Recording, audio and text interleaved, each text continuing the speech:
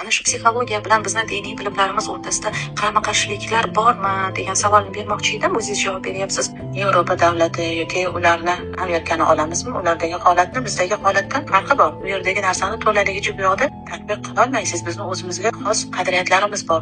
Shuning uchun avval uni tekshiriladi. Uni maqsadlarini kim tomonidan, qanaqa asosda to'g'ri keladigan bo'lsa qabul qilishimiz. Albatta u ilm sifatida bizga foyda beradi. Chunki insonlar ko'pincha o'zini anglashda qiynalishyapti. Psixologiyaga murojaat qilishyapti.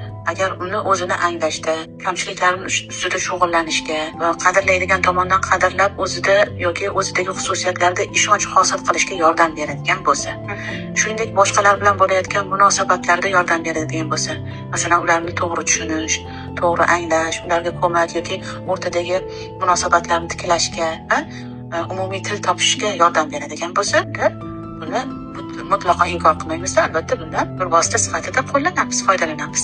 Lekin u ongingizni buzib yuboradigan, sizni yana chalkashtiradigan, sizga yod bo'ladigan narsalarni sizga singdiradigan bo'lsa, undan albatta saqlanish kerak.